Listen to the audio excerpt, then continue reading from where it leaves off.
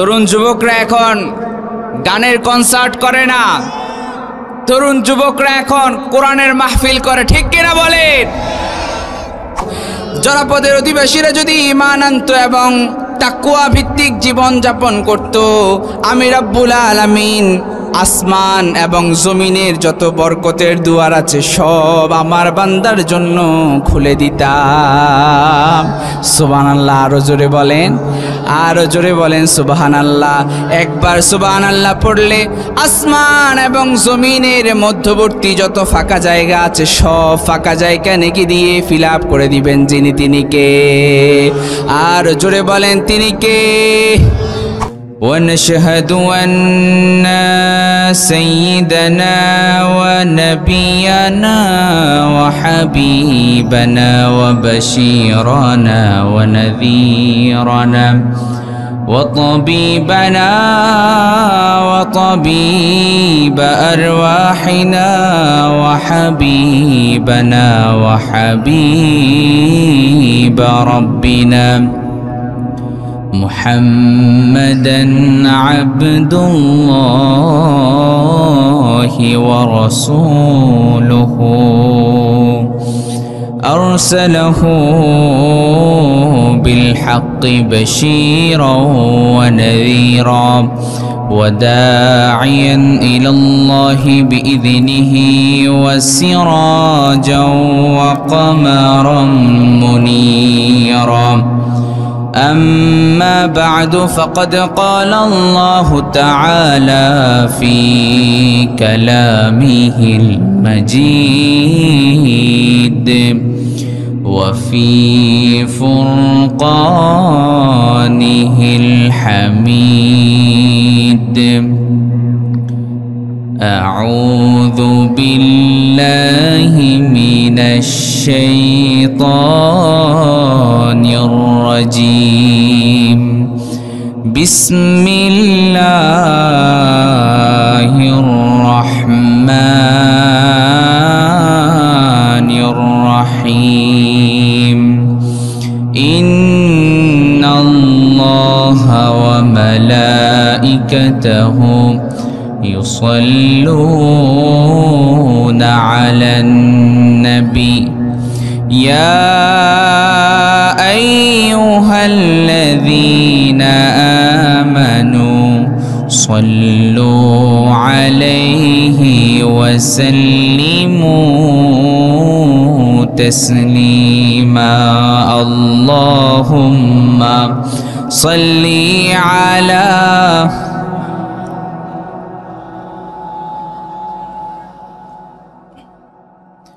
وعلى آل سيدنا.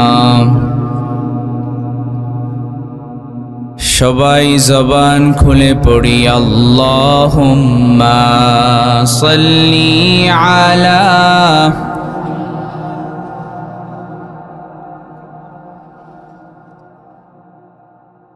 وعلى آل سيدنا.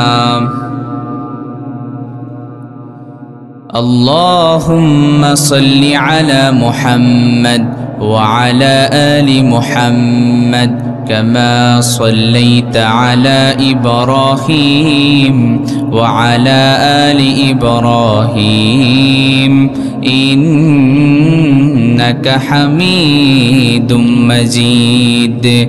اللهم بارك على محمد وعلى آل محمد كما باركت على إبراهيم وعلى آل إبراهيم إنك حميد مجيد.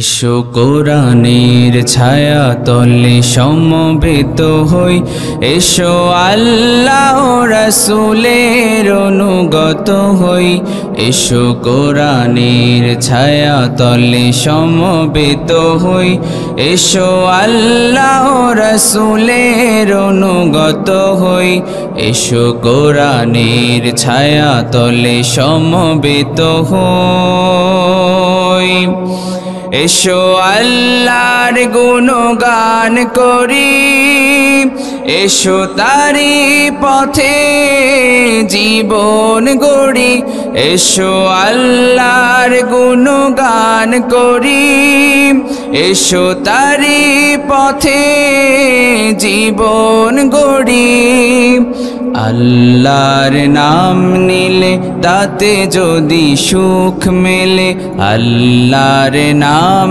নিলে তাতে যদি সুখ মেলে কেন সেই নাম থেকে দূরে সরে রই কেন সেই নাম থেকে দূরে সরে রই এসো কোরআনের ছায়া তলে সমবেত হই এসো আল্লাহ রাসূলের অনুগত হই এসো কোরআনের ছায়া তলে সমবেত হই এই কোরআনের ছায়া তলে সে কত লোক প্রাণ দিল হেসে ঠিক না এই কোরআনের ছায়া তলে সে কত লোক প্রাণ দিল হেসে কোরআনের ছায়া তলে সোজা পথ যদি মেলে কোরআনের ছায়া তলে সোজা পথ যদি মেলে কেন সেই পথ ছেড়ে ভুল পথে রই কেন সেই পথ ছেড়ে ভুল পথে রই এসো কোরআনের ছায়া তলে সমবেত হই এসো আল্লাহ রাসূলের অনুগত হই এসো কোরআনের ছায়া তলে সমবেত হই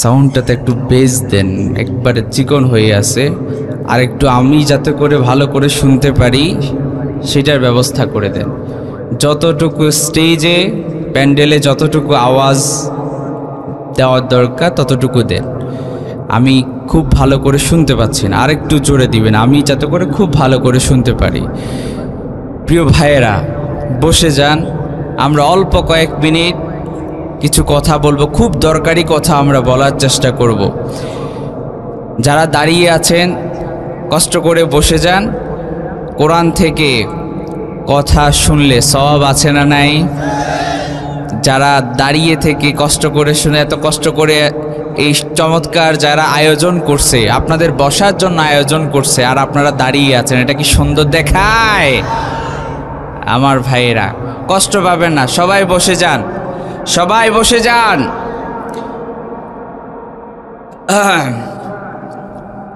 মধুপুর নবদিগন্ত যুব সমাজের উদ্যোগে দ্বিতীয় বার্ষিক ওয়াজ মাহফিলের আজকের সম্মানিত সুযোগ্য সভাপতি মাওলানা মোহাম্মদ মুশফিকুর রহমান আমির বাংলাদেশ জামাত ইসলামী ২ নং চারল ইউনিয়ন ও খতিব লাহিড়ী পূর্ব জামে মসজিদ আতালাল্লাহু উমরাহু ওয়া বারাকাল্লাহু ফি হায়াতিহি আমরা সবাই বলি আমিন আরো আস্তে বলেন আমিন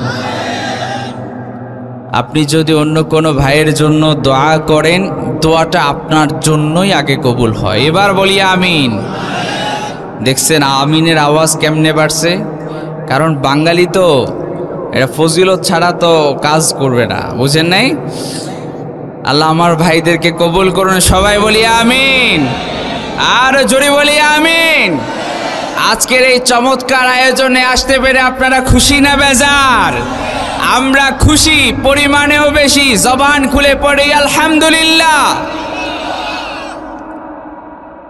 আলহামদুলিল্লাহ আজকের মাহফিলে আমার পূর্বে কোরআন এবং হাদিস থেকে অত্যন্ত প্রাঞ্জল ভাষায় কথা বলেছেন হযরত মাওলানা মুকিমউদ্দিন খুরশিদি হাফিজাহুল্লাহ ওয়া রাআ। আপনি মাশাআল্লাহ খুবই চমৎকার কথা আপনাদেরকে শুনিয়েছেন। আল্লাহ তাআলা আমার ভাইয়ের হায়াতের মধ্যে বরকত দান করে দেন, পড়েন আমিন। দীর্ঘ নেক হায়াত দান করে দেন, পড়েন আমিন। আজকের এই প্রোগ্রামে আরও কথা বলেছেন হযরত মাওলানা সিদ্দিকুর রহমান সাহেব। আল্লাহ তাআলা ওনার হায়াতের মধ্যে, ওনার ইলমের মধ্যে, ওনার আমলের মধ্যে বরকত দান করে দিন। আজকের প্রোগ্রামের প্রধান অতিথি জনাব মোহাম্মদ আবু হায়াত নুরুন নবী সাহেব, সাবেক সাংগঠনিক সম্পাদক জেলা বিএনপি ঠাকুরগাঁও ও সাবেক চেয়ারম্যান ২ নং চারল ইউনিয়ন। আল্লাহ তাআলা ওনার হায়াতের মধ্যে বরকত দান করে দেন, পড়েন আমিন। উনি যাতে করে ইসলামের জন্য বেশি বেশি খিদমত করতে পারে সেই তৌফিক দান করে দেন, পড়েন আমিন। আজকের প্রোগ্রামে আরও অনেক অতিথি আছেন। অধ্যাপক জনাব মোহাম্মদ রফিকুল ইসলাম সাহেব, জনাব মোহাম্মদ খুরশিদ আলম সাহেব, প্রধান পৃষ্ঠপোষক জনাব মোহাম্মদ মফিজুর রহমান সাহেব সহ এই প্রোগ্রামকে বাস্তবায়ন করার জন্য যারা টাকা দিয়ে, পয়সা দিয়ে, শ্রম দিয়ে, বুদ্ধি দিয়ে যেভাবেই সহযোগিতা করেছে, আমরা আল্লাহ তাআলার কাছে দোয়া করছি আল্লাহ তাআলা এই খিদমতের কারণে in the day of judgement, কাল কিয়ামতের কঠিন বিভীষিকা ময়দানে আল্লাহ যেন তাদেরকে দয়া করে, মায়া করে জান্নাত দান করে দেন, পড়েন আমিন। আজকের এই প্রোগ্রামের উসিলা আল্লাহ তাআলা আমাদের সবার জীবনে গুনাহগুলো মাফ করে দেন, পড়েন আমিন। আজকের এই মাহফিলের গেস্ট অব অনার জনাব মুহিব অয়ন চৌধুরী সাহেব, বিশিষ্ট রাজনীতিবিদ, আল্লাহ ওনার হায়াতের মধ্যেও বরকত দান করুন, সবাই বলেন আমিন। আরও অনেকেই আছেন, অনেক অতিথিবৃন্দ আছেন, সবাইকে সবার নাম নিতে পারলে আমি ধন্য হতাম, যেহেতু অনেক নাম আর আমরা মোটামুটি রাতও অনেক গভীর হয়ে যাচ্ছে, আর আমিও শারীরিকভাবে একটু অসুস্থ। এর কারণ হচ্ছে আমি আজকে ঢাকা থেকে আমার বিমানের ফ্লাইট ছিল 11:30। আমি যথাসময়ে বিমানে উঠেছি, বিমানও যথাসময়ে স্টার্ট করেছে, আকাশে উঠেছে, সবই হয়েছে, কিন্তু মাঝ আকাশ যে বিমান কর্তৃপক্ষ ঘোষণা করলো যে আমরা আবার ঢাকা ব্যাক করব, এর কারণ হচ্ছে বিমানে যান্ত্রিক ত্রুটি দেখা দিয়েছে। পরে আবার ঢাকায় ব্যাক করছে, আবার 1 ঘন্টার সময় অতিক্রম করে আবার আরেকটা ফ্লাইট, আবার বিমানে উঠলাম। এরপরে আল্লাহ তাআলার অশেষ মেহেরবানিতে বিমান থেকে নেমে আপনাদের এই পর্যন্ত আসতে পেরেছি, আলহামদুলিল্লাহ পড়েন। তো খুব ঝাঁকি, একটু কষ্ট হয়েছে, শারীরিকভাবে একটু অসুস্থতা বোধ করছি আমি। তো এই জন্য বেশি লম্বা চূড়া আমরা কথা বলবো না, তবে যেগুলো বলবো দরকারি কথা কোরআন এবং হাদিস থেকে আমরা জানার চেষ্টা করব ইনশাআল্লাহ। আমি দেখতে পাচ্ছি আজকের মাহফিলে তরুণ এবং যুবক ভাইদের সংখ্যা সবচেয়ে বেশি। আরও আসতে বলেন, ঠিক। তরুণ যুবক ভাইয়েরা আজকের প্রোগ্রামে সবচেয়ে বেশি, ঠিক কিনা বলেন? তরুণ যুবকরা এখন গানের আয়োজন করে না, তরুণ যুবকরা এখন গানের কনসার্ট করে না, তরুণ যুবকরা এখন কোরআনের মাহফিল করে, ঠিক কিনা বলেন? তরুণ যুবকরা এদের মধ্যে যদি ইসলামকে ঢুকিয়ে দিতে পারি, সমাজ এমনিতেই চেঞ্জ হয়ে যাবে। কারণ তরুণ যুবকরা চেঞ্জ হয়ে গেলে সমাজ পরিবর্তন হয়ে যায়। তরুণ যুবকদেরকে পরিবর্তন করতে হবে আমাদেরকে, কারণ আগামীর বাংলাদেশ এই তরুণদের, ঠিক কিনা বলেন? আওয়াজ হচ্ছে না, যে পরিমাণ মানুষ আওয়াজ হচ্ছে, এত কম আওয়াজে কি আলোচনা করা যাবে? হ্যাঁ, আলোচনা করা যাবে না। আমার ভাইয়েরা, রেসপন্স করতে হবে, কথা বলতে হবে। গরম পানি নিয়ে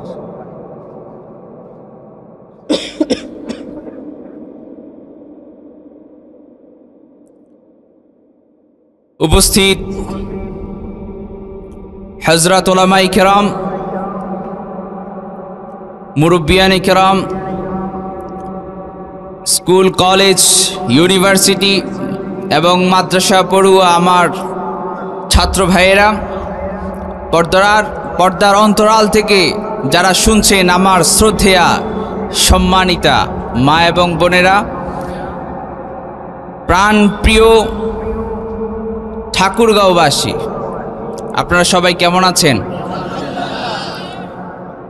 আমাদেরকে ভালো রেখেছেন যিনি, আওয়াজ করে বলেন তিনি কে? আল্লাহর নাম আরেকটু জোরে নেওয়া যায় না? সবাই একবার আল্লাহকে ডাকেন তো, আল্লাহ। আবার আল্লাহকে ডাকেন, আল্লাহ। আবার আল্লাহকে ডাকেন, আল্লাহ। আল্লাহু নামে যতই জপি ততই মধুর লাগে, নামে তো মধু থাকে কে জানি তো আগে। আল্লাহু নাম যতই জপি ততই মধুর লাগে, নামে তো মধু থাকে কে জানি তো আগে। সবাই আবার ডাকেন আল্লাহ। আবার বলেন আল্লাহু আকবার। আরো জোরে বলেন আল্লাহু আকবার।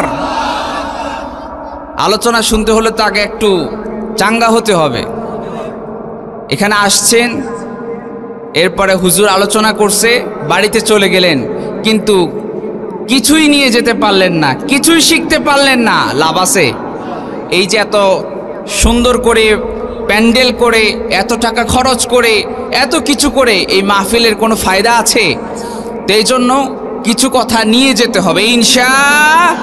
সবাই তাকবীর দেন, লিল্লাহে তাকবীর। আবার তাকবীর দেন, লিল্লাহে তাকবীর। তাকবীর দিতে আপনাদের ভয় লাগে? খারাপ লাগে? হ্যাঁ, কারো কাছে কি ভয় লাগে? আগে ভয় লাগতো? আগে ভয় লাগতো না? মাশাআল্লাহ, মাশাআল্লাহ। যাক, আপনাদের সাহস আছে, বোঝা যাচ্ছে সাহস আছে। আমরা তাকবীর দিব একজনের নামে, তিনি কে? আরো জোরে বলেন, তিনি কে? আল্লাহর নামে তাকবীর হবে। কোনো নেতা নেত্রী স্লোগান দেওয়ার আগে আল্লাহর নামে তাকবীর দিবেন। সওয়াব আপনার আমল নামায় দান করবেন কে? আরো জোরে বলেন কে? নাস্তিকতা নিপাত যাক, দিন ইসলাম জিন্দাবাদ। নাস্তিকতা নিপাত যাক, দিন ইসলাম জিন্দাবাদ। কোটি প্রাণের একই আওয়াজ, খোদাদ্রোহী ছাড় পাবে না, এই বাংলায় ঠাই হবে না। মুসলমানরা জেগেছে আজ। ও জোর কদমে সামনে চলো, বজ্র কণ্ঠে আওয়াজ তুলো, সবাই মিলে একই তালে দাও না স্লোগান, নারায়ে তাকবীর, নারায়ে তাকবীর। ইসলামেরই জন্য আমরা হয়েছি জন্ম, ইসলামের জন্য আমরা যদি রক্তের প্রয়োজন হয় তাও দিতে রাজি আছি না নাই? ইসলামের জন্য, এই কোরআনের জন্য যদি রক্ত দিতে হয়, জীবন দিতে হয়, কারা কারা প্রস্তুত আছে? দুহাত তুলে আল্লাহকে দেখায় দেয়।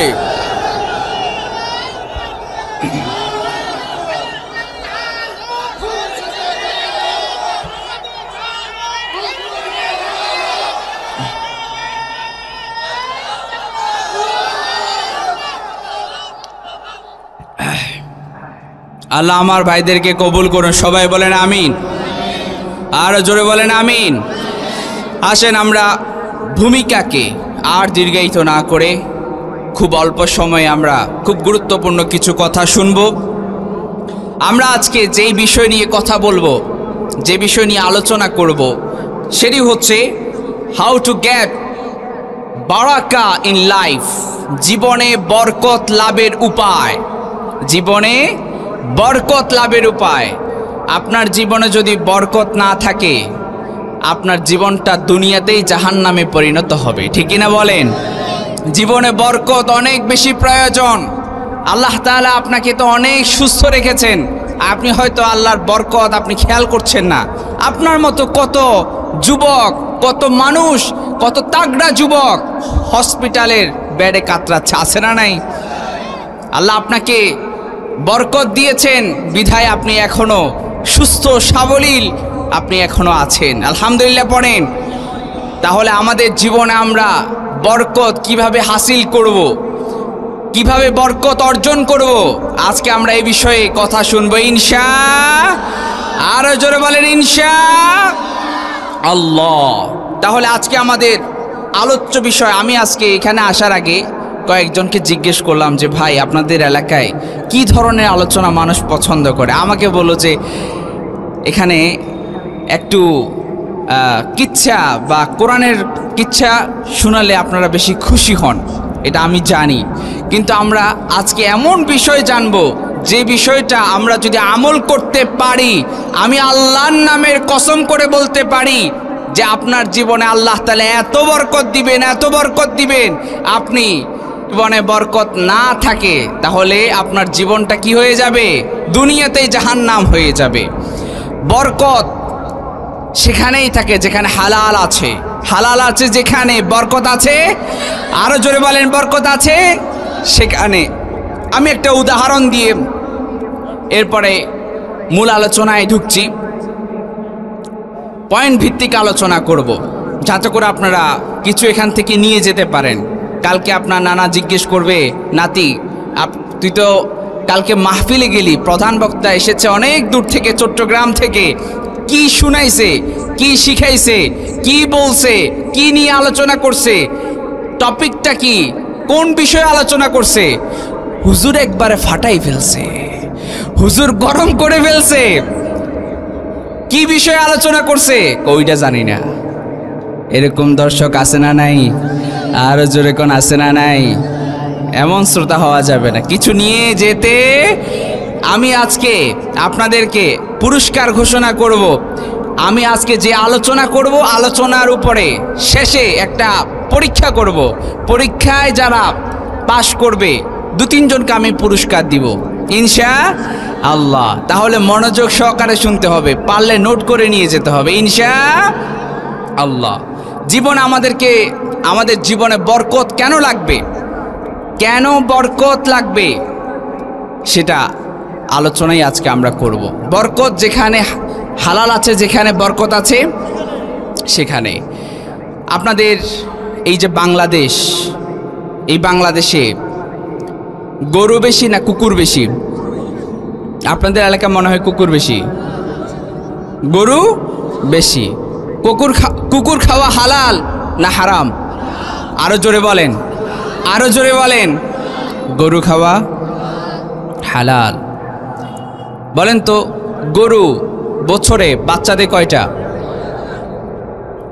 কারো কোনো সন্দেহ আছে? আপনাদের এলাকায় গরু যারা পালেন বছরে 2টা বাচ্চা দেয়, এরকম আছে? 3টা 4টা দেয় না? কি বলেন, হয় নাকি? আর কুকুর বাচ্চা দেয় কয়টা? হ্যাঁ, 5-7টা।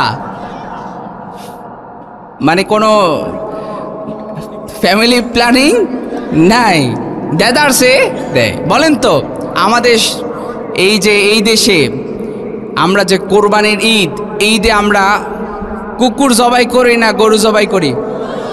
গরু জবাই করি। এত লক্ষ লক্ষ গরু জবাই করার ফলেও আমাদের দেশে বর্তমানে কুকুর বেশি না গরু বেশি? সবাই বলেন। তার মানে গরু হালাল, আর হালালে আল্লাহ তাআলা কি রেখেছেন? বরকত রেখেছেন। সুবহানাল্লাহ পড়বেন না? বরকত আমাদের লাগবে। জীবনে যদি আপনি বরকত পেতে চান, খুব মনোযোগ সহকারে শুনেন। জীবনে যদি আপনি বরকত পেতে চান, বারাকা পেতে চান, এক নম্বরে আপনাকে ঈমান আনতে হবে এবং তাকওয়া ভিত্তিক জীবন যাপন করতে হবে। আওয়াজ করে বলেন, এক নম্বর আমাদের কি আনতে হবে? ঈমান আনতে হবে। এখন এই ঈমানের কথা বলতে গেলে আপনি বলবেন, হুজুর আমার এই ঈমানের কথা শিখাইয়েন না, ঈমানের কথা বলিয়েন না, কারণ আমি পাক্কা ঈমানদার। আছে না নাই?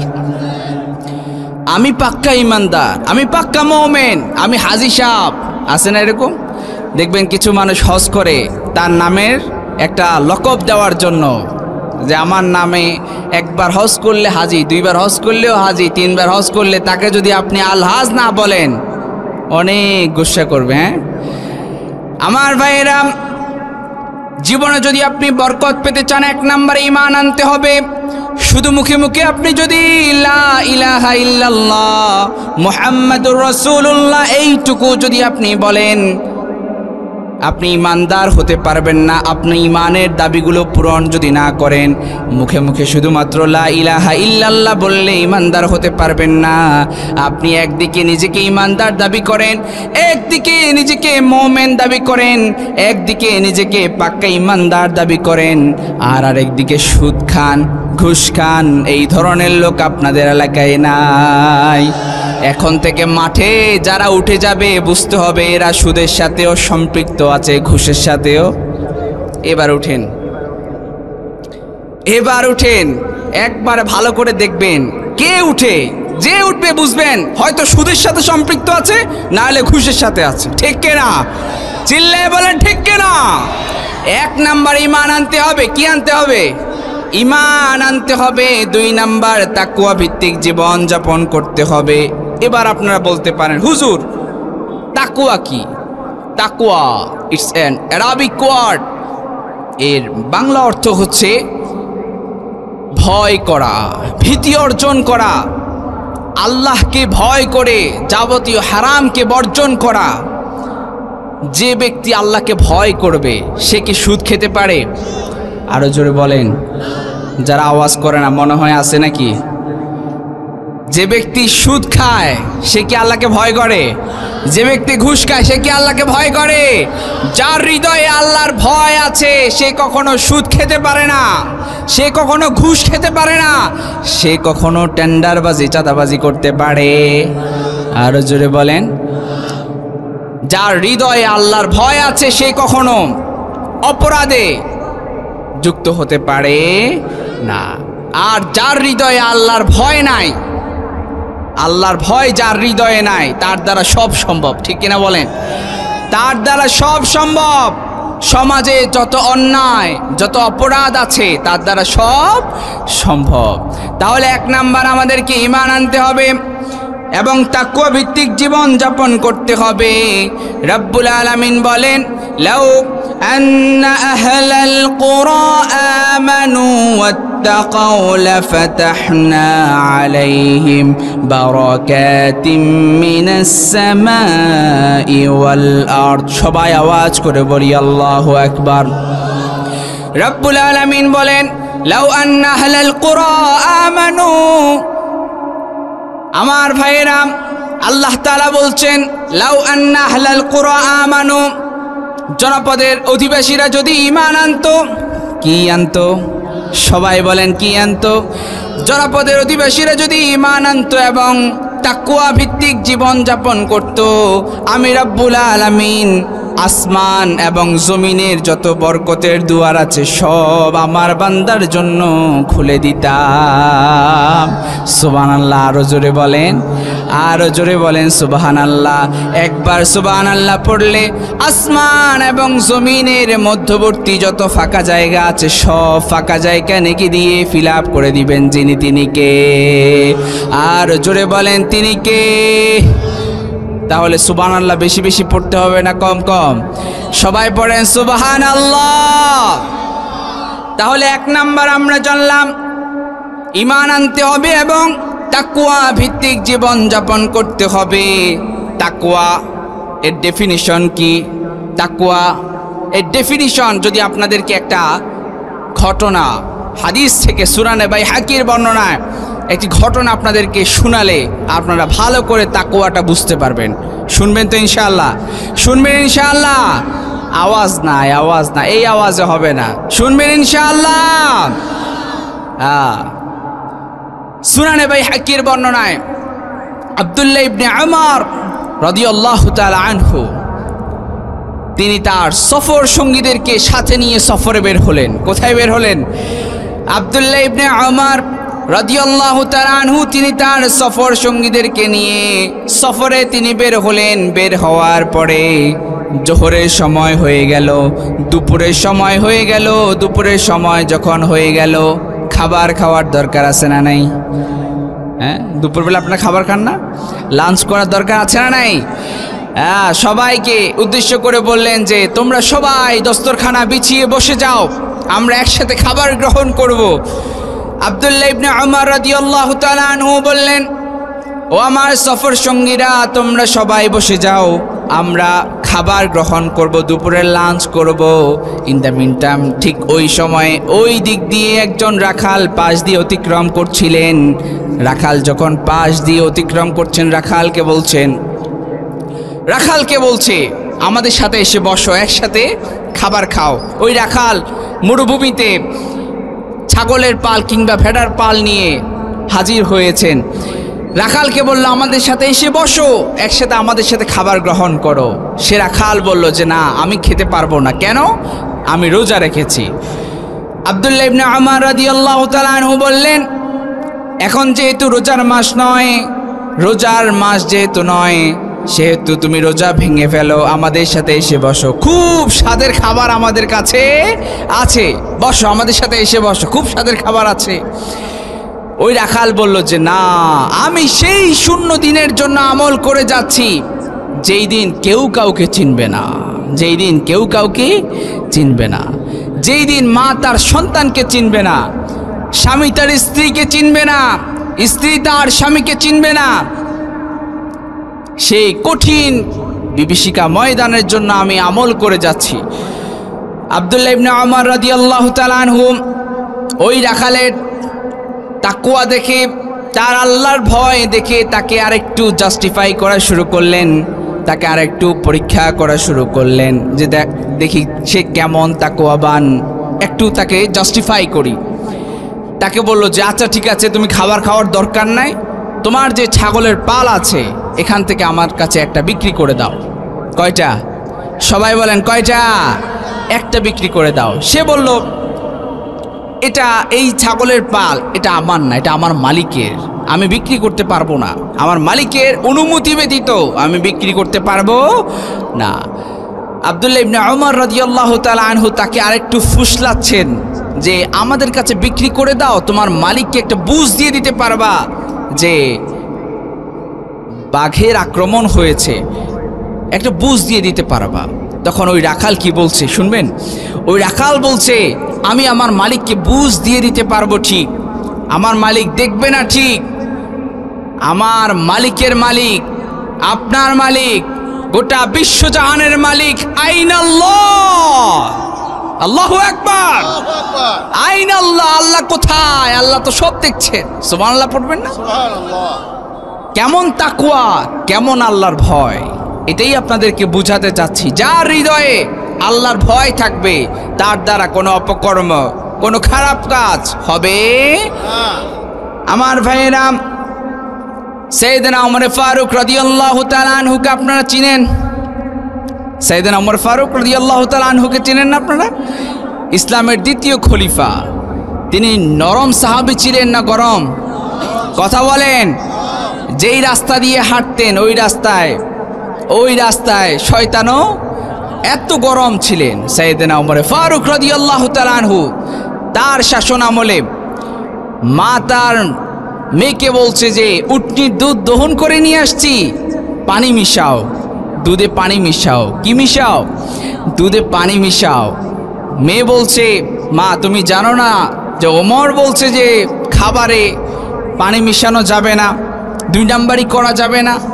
মা বলছে মেয়ে, আরে আমার পাগল মেয়ে, ওমর কি এখানে দেখছে নাকি? এখন তো রাত এবং আমাদের ঘরের মধ্যে এই অবস্থাতে ওমর দেখছে না, তখন মেয়ে বলছে, মা ওমর দেখছে না ঠিক, আমার মালিক, ওমরের মালিক, গোটা বিশ্বজাহানের মালিক আল্লাহ তো আমাদেরকে দেখছেন। সুবহানাল্লাহ পড়েন আমার ভাইয়েরা। তাহলে এই যে আল্লাহর ভয়, এই আল্লাহর ভয় যার মধ্যে থাকবে তাকে আপনি পুলিশ দিয়ে পিটাইয়াও তার দ্বারা খারাপ কাজ আপনি করতে পারবেন না, ঠিক কিনা বলেন? আপনারা কি আমার কথা বুঝতেছেন? বুঝতেছেন? শেষ পর্যন্ত কারা কারা থাকবেন দেখি হাত তুলে দেখে, লিল্লাহে তাকবীর। একটু বসে যান। উঠাউঠি করলে আলোচনা শুরু থেকে নষ্ট হয়ে যায়, উঠাউঠি করলে সমস্যা হয়ে যায়। প্রিয় ভাইয়েরা সুন্দর করে বসেন, বসেন, বসে যান। তাহলে আমরা 1 নাম্বার জানলাম, জীবনে যদি বরকত পেতে চান, জীবনে যদি বারাকা পেতে চান, 1 নাম্বার হচ্ছে ঈমান আনতে হবে এবং তাকওয়া ভিত্তিক জীবন যাপন করতে হবে। 2 নাম্বার খুব গুরুত্বপূর্ণ, এই আমল আমি নিজে করেছি এবং আমি বরকত পেয়েছি, আলহামদুলিল্লাহ পড়েন। এই আমল আপনাদেরকেও শিখিয়ে যাচ্ছি। সব সময় শুধু ঘটনা শুনলে হবে না, এমন কিছু শিখতে হবে যেটা আপনার বাস্তব জীবনে আমল করলে আপনিও ফলাফল পাবেন। আজকে আপনাদেরকে আমি আমার জীবনের, বাস্তব জীবনের ফলাফল থেকে আপনাদেরকে বলছি। 2 নাম্বার তাকওয়া, 2 নাম্বার আপনি যদি জীবনে বরকত পেতে চান, 2 নাম্বার হচ্ছে ইস্তেগফার করতে হবে বেশি বেশি। সবাই পড়েন আস্তাগফিরুল্লাহ, সবাই পড়েন আস্তাগফিরুল্লাহ। সাউন্ড আমি পাচ্ছি না, পুরা গলা ফেটে যাচ্ছে। এই অবস্থা আমি কিভাবে আপনাদের সামনে ভালো কথা জোরে বলবো? সম্ভব? বারবার বলতেছে সাউন্ডটা একটু বাড়ান, আমি আর একটু আমার গলা টেনে করে ফেলতেছে। সম্মানিত ভাইয়েরা, তাহলে 2 নাম্বার যদি আপনি জীবনে বরকত চান, এই সাউন্ডটা তখন কইছিল, জীবনে আপনি যদি বরকত চান তাহলে ইস্তেগফার করতে হবে। কি করতে হবে? সবাই বলেন কি করতে হবে? সবাই পড়েন আস্তাগফিরুল্লাহ। আস্তাগফিরুল্লাহ বাক্যটা ছোট হতে পারে কিন্তু এটার ওজন অনেক বেশি। সুবহানাল্লাহ পড়েন, এটা ওজন অনেক বেশি। ইমাম আহমদ ইবনে হাম্বলকে আপনারা চিনেন? ইমাম আহমদ ইবনে হাম্বল চিনেন না আপনারা? জগৎ বিখ্যাত মুহাদ্দিস ছিলেন ইমাম আহমদ ইবনে হাম্বল। ইমাম আহমদ ইবনে হাম্বল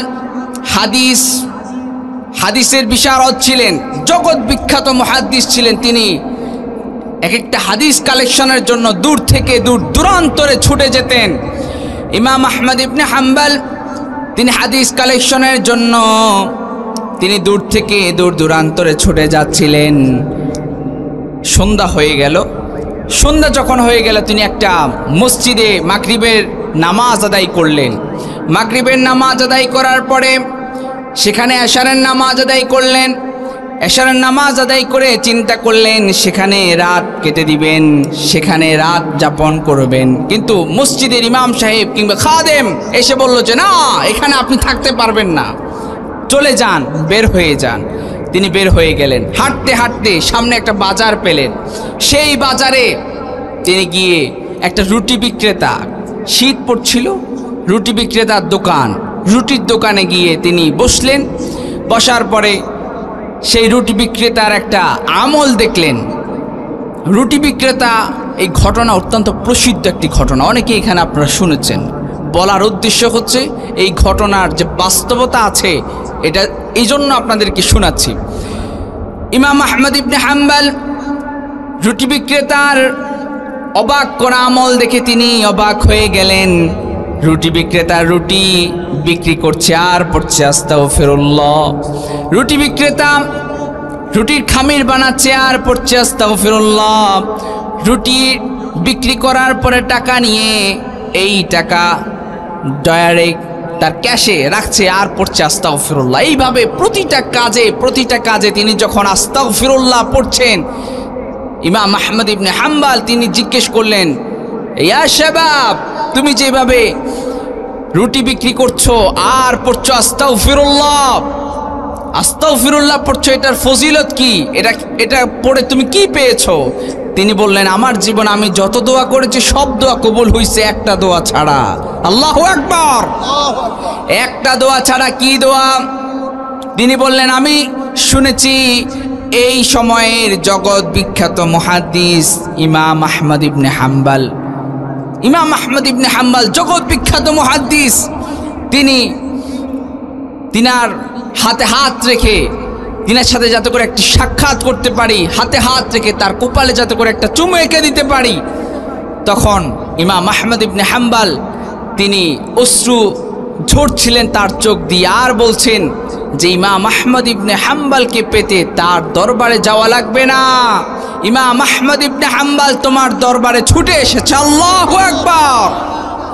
শুনতেছেন আমার কথা? উঠাউঠি করা যাবে না ভাইয়েরা, খুব গুরুত্বপূর্ণ। এই আমলগুলো আপনি করলে আপনার জীবনে আপনি বলেন বরকত নাই, বরকত কিভাবে পাবেন?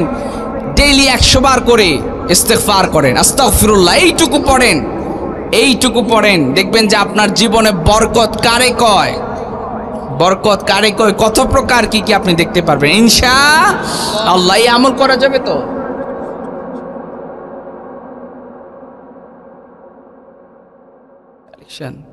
একটু পড়ে যাই।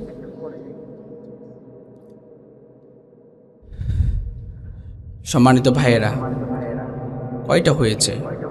11:06। আপনাদের কাছে খারাপ লাগছে? খারাপ লাগছে? শেষ পর্যন্ত থাকা যাবে তো ইনশাআল্লাহ? আমার ভাইয়েরা, কালেকশনের দিকে যাবো, একটু সময় আছে, মানে কালেকশনের বড় থাকবে, কালেকশন করলে মানুষ উঠে যাবে।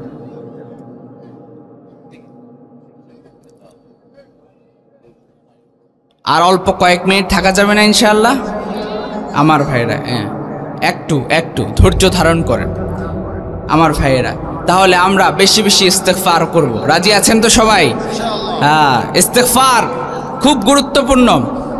আপনার জীবনে বরকতের জন্য বেশি বেশি ইস্তেগফার পড়বেন। আবার একটা ইস্তেগফার আছে সাইয়্যিদুল ইস্তেগফার।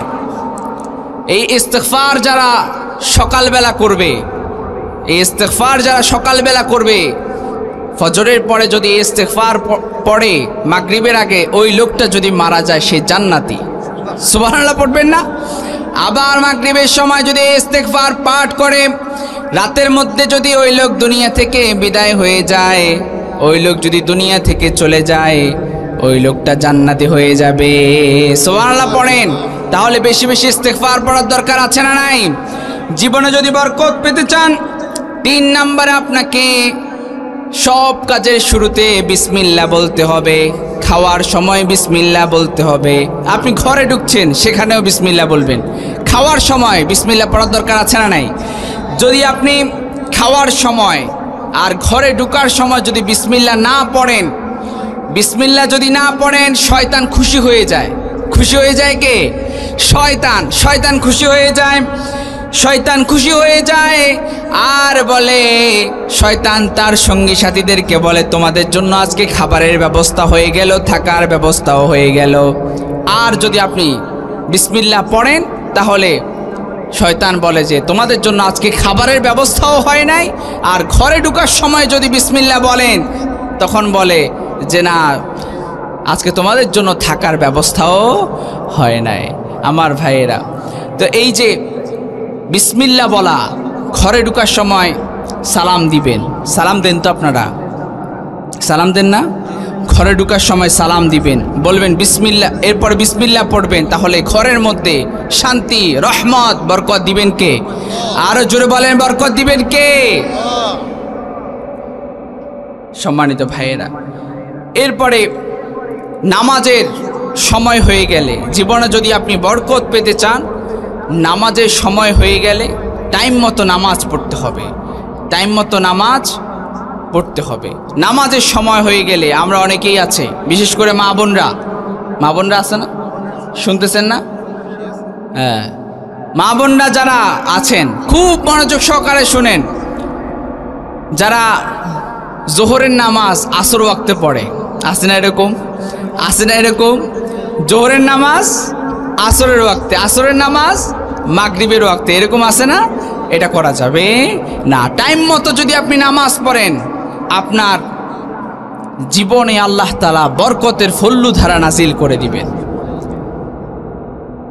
আমি যতটুকু বুঝতে পারছি, এই এলাকার মানুষ কিচ্ছা কাহিনী ছাড়া খাবে না। হ্যাঁ, কেন চলে যাচ্ছে কেন? আপনারা 9:30টায় প্রধান বক্তাকে উঠাই দিবেন, 11টার মধ্যে শেষ করে দিবেন। বক্তা 10:30টায় উঠলে এরপরে বক্তার মন মেজাজ ঠিক থাকে না, এরপরে শ্রোতাদের মন মেজাজ তারাও চলে যায়। তো এইটা সুন্দর দেখায় না। আগামীতে প্রোগ্রাম করলে আপনারা 9:30টায় বক্তাকে উঠাই দিবেন, এরপরে 11টা পর্যন্ত মন খুলে বক্তা আলোচনা করবে। কেমন যেন আনইজি ফিল হচ্ছে, তাই? আচ্ছা, সবাই 3টা তাকবীর পড়েন। প্রথমে পড়বেন যুবক ভাইয়েরা, পারা যাবে না ইনশাআল্লাহ? আমি পড়ব লিল্লাহে তাকবীর, আপনারা পড়বেন আল্লাহু আকবার। লিল্লাহে তাকবীর। আরে সর্বনাশ, মুরব্বীরা লিল্লাহে তাকবীর, আওয়াজ নাই। যুবকরা আবার দেখাই দাও, লিল্লাহে তাকবীর। দেখছেন আওয়াজ? মাশাআল্লাহ মাশাআল্লাহ। এবার সবাই মিলে একসাথে লিল্লাহে তাকবীর, নারে তাকবীর। সম্মানিত ভাইয়েরা, আমরা আর অল্প কিছুক্ষণ আলোচনা করে আমরা শেষ করে দিব। বেশি লম্বা চূড়া আমি করব না আজকে, বেশি লম্বা চূড়া করব না ইনশাআল্লাহ। আরেক দিন আসলে খুব ভালো করে শোনাবো। আমি শুরুতেই বলছি আমি একটু অসুস্থ, গলা দিয়ে আমার কথাই বের হচ্ছে না, আপনাদেরকে আমি কি কথা শোনাবো। তো একটু ক্ষমা সুন্দর দৃষ্টিতে দেখা যাবে তো ইনশাআল্লাহ? সম্মানিত ভাইয়েরা, তাহলে টাইম মতো নামাজ পড়তে হবে, নামাজ মিস করা যাবে না, নামাজ কাজা করা যাবে না। এখানে আজকে যারা এসেছেন আমি বিশ্বাস করি আপনারা এশারের নামাজ আদায় করেছেন না? অনেকেই আছে এখনো এশার নামাজ আদায় করে না। বিশেষ করে মাহফিলগুলোতে, আমি সারা বাংলাদেশে প্রোগ্রাম করি, মাহফিলগুলোতে যারা মাইকম্যান থাকে অনেক সময় এরাও নামাজ পড়ে না। তবে এই মাইকম্যানকে দেখে আমার ভালো লাগছে, মাশাআল্লাহ দাঁড়িয়ে আছে তার মুখে। আমি ভাবছি যে ভাই নামাজি, আল্লাহ তাআলা আমাদের সবাইকে 5 ওয়াক্ত নামাজি বানাক, পড়েন আমিন। যদি আপনি নামাজি না হন, সালাত যদি আপনি না পড়েন, যদি আপনি নামাজ না পড়েন, কিয়ামতের দিন যখন জিজ্ঞাসা করা হবে কিসে তোমাকে সাকর নামক জাহান্নামে নিয়ে আসছে, কেন তুমি সাকর নামক জাহান্নামে আসলা, কি কারণে তুমি সাকর নামক জাহান্নামে আসলা, তখন বলবে যে আমি দুনিয়াতে মুসল্লি ছিলাম না, ক্বালু লাম নাকু মিনাল মুসল্লিন, দুনিয়াতে আমি মুসল্লি ছিলাম না। এরপর আবার জিজ্ঞেস করা হবে কিসে তোমাকে সাকর নামক জাহান্নামে নিয়ে আসছে, তখন সে বলবে আমি মিসকিনকে খাবার দিতাম না। আমার ভাইয়েরা, তাহলে সালাত আদায় করতে হবে, 5 ওয়াক্ত নামাজ টাইম মতো পড়া যাবে তো ইনশাআল্লাহ। আর 5 নাম্বার, জীবনে যদি বরকত পেতে চান তাহলে কোরআনের সাথে সম্পর্ক বাড়াতে হবে। কিসের সাথে সম্পর্ক বাড়াতে হবে? কোরআনের সাথে সম্পর্ক বাড়ানো যাবে তো ইনশাআল্লাহ। কোরআনের সাথে যারাই সম্পর্ক বাড়িয়েছে তাদের সম্মান, তাদের মর্যাদা বাড়িয়ে দিয়েছেন কে? আরো আওয়াজ করে বলেন কে? কোরআনের সাথে যার সংস্পর্শ আসবে, কোরআনের সাথে যার সম্পর্ক বেড়ে যাবে, আল্লাহ তাআলা তার সম্মান, তার মর্যাদা বাড়িয়ে দিবেন। সুবহানাল্লাহ পড়েন। এবং মর্যাদা সম্মান বাড়িয়ে দিবেন তো, এবং এর পাশাপাশি তার জীবনে আল্লাহ তাআলা বরকতের ফুল্লুধারা নাজিল করে দিবেন। পড়েন সুবহানাল্লাহ। এজন্য কোরআন তেলাওয়াত প্রতিদিন করার দরকার আছে না নাই? আরো জোরে বলেন আছে না নাই? আমরা এই কোরআনের জন্য আমরা প্রয়োজনে জীবন দিয়ে দিতে প্রস্তুত আছি না নাই? এই কোরআনের রাজ কায়েম হোক, আপনারা চান কি চান না? এই কোরআন দিয়ে জমিন পরিচালনা হোক, আপনারা চান কি চান না? কোরআনের কথা বললে শরীরে একটা জজবা চলে আসে, কারণ এই কোরআনের জন্য আমরা জীবনের তাজা রক্ত জমিনে ঢেলে দিতে রাজি আছি না নাই? ইসলামের জন্য জীবনের তাজা রক্ত ঢেলে দিতে রাজি আছি না নাই? কারা কারা রাজি আছি? 2 হাত তুলে আল্লাহকে দেখায় দেয়। আল্লাহু আকবার। সংসদের আলো,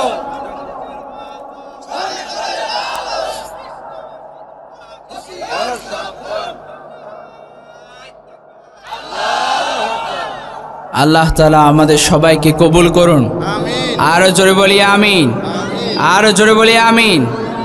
আপনাদের এই তাফসিরুল কোরআন মাহফিল, এই বিশাল আয়োজন, এই চমৎকার আয়োজনে যারা এই আয়োজন করেছে, আমরা তাদের জন্য আবারও দোয়া করি আল্লাহ তাআলা ওনাদের হায়াতের মধ্যে, ওনাদের রিজিকের মধ্যে বরকত দান করেন।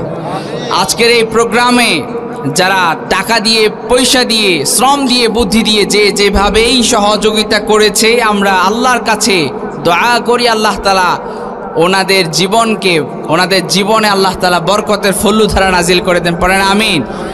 আজকের এই প্রোগ্রামের জন্য আমাকে টাকা কালেকশনের কথা বলেছেন।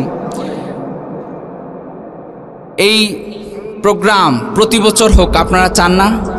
কারা কারা চান দেখি হাত তুলেন। লিল্লাহে তাকবীর, লিল্লাহে তাকবীর। এই হাত সবাই হাত রাখেন, রাখেন, রাখেন, হাত রাখেন সবাই। হাতটা একটু পকেটে নেন, পকেটে নেন। পকেটে নিয়ে যা আছে এই মাহফিলের জন্য আপনারা দান করেন। মাহফিলের জন্য আপনারা পারা যাবে না ইনশাআল্লাহ?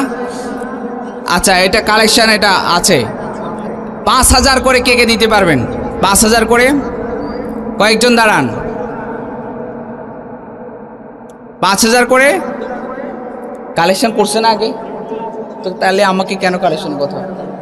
এখানে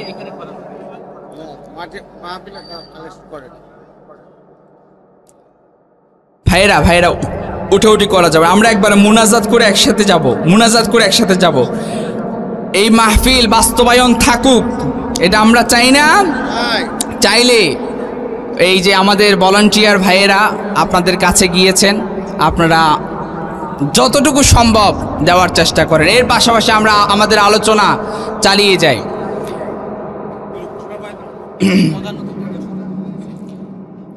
আপনাদের মাহফিলের প্রধান অতিথি মাহফিলের জন্য 10,000 টাকা দিয়েছে, পড়েন আলহামদুলিল্লাহ।